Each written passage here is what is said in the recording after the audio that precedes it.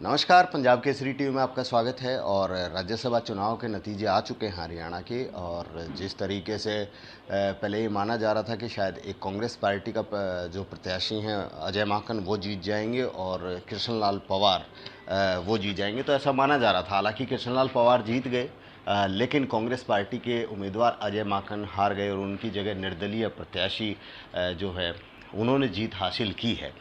और इस राज्यसभा चुनाव में एक बड़ा पहलू सामने आया था कि जिस समय वोटिंग हुई थी और उसके तुरंत बाद एक सूचना आनी शुरू हो गई थी कि 2 वोट रद्द हो गए हैं, किरण चौधरी और भारत भूषण बत्रा जो रोहतक से विधायक हैं।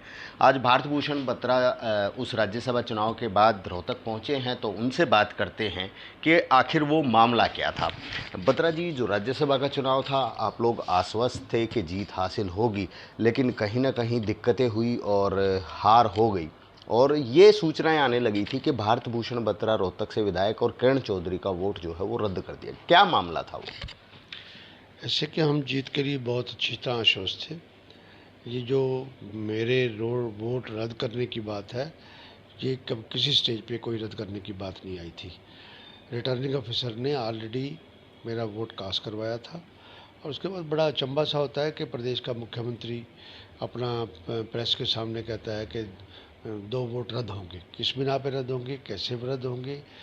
ये मतलब कि बड़ा एक प्रदेश के मुख्यमंत्री का एक उतावला बयान था।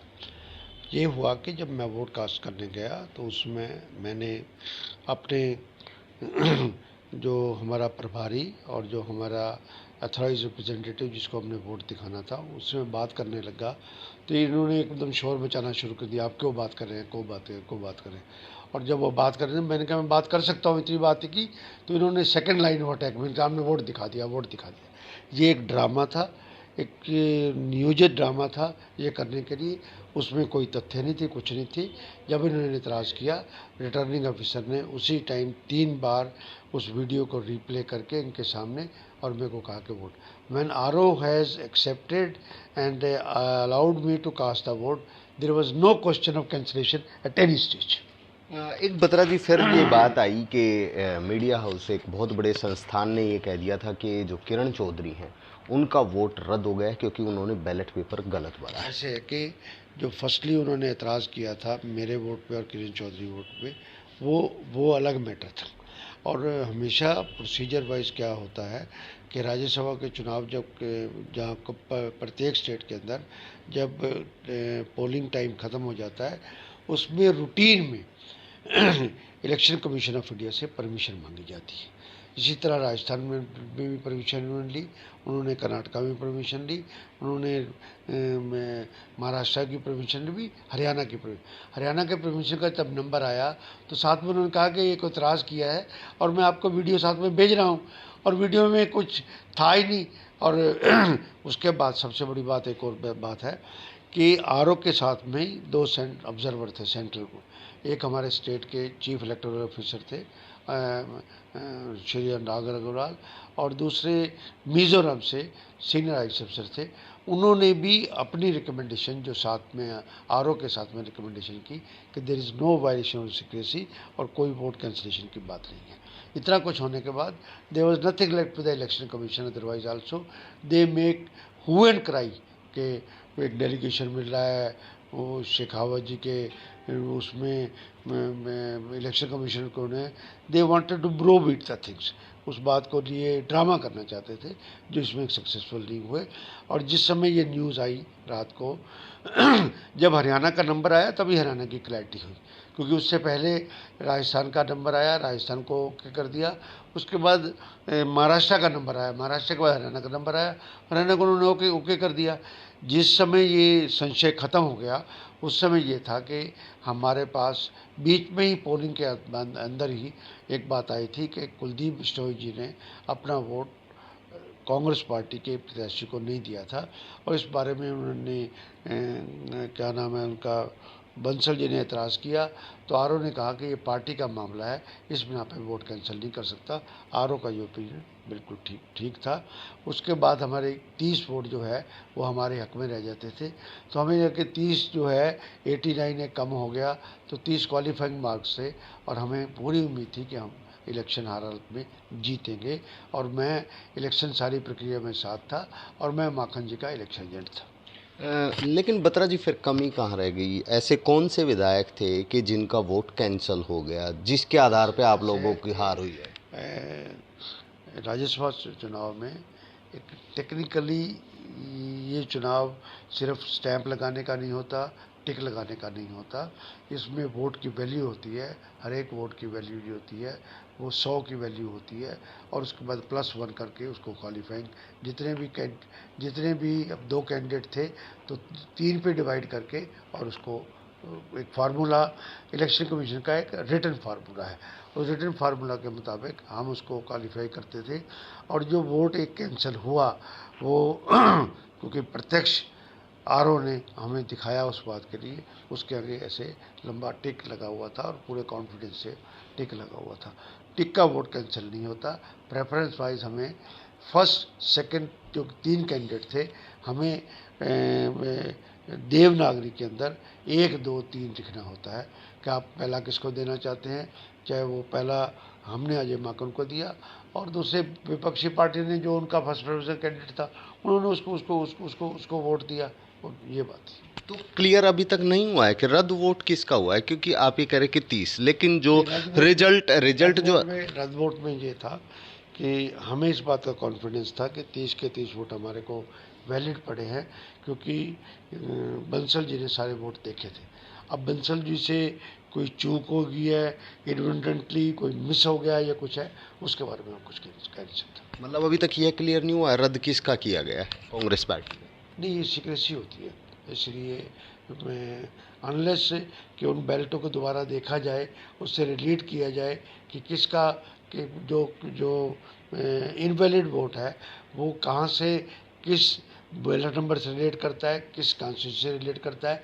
कॉन्स्टिट्यूंसी से एमएलए का एक आइडेंटिटी आ जाती है तो वो तो सील्ड है। वो सील खुलेगा किसी आदेश के, इलेक्शन कमीशन के आदेश से या कोर्ट के आदेश से, तभी वो सारा बात आएगी। तो आप लोग इस रिजल्ट के खिलाफ जा रहे हैं क्या कोर्ट में? या उसमें ये बात थी कि एक वोट जो था उनका जो कैंसिल होना चाहिए था, आरओ ने और ऑब्जर्वर्स ने उसको कैंसिल नहीं किया।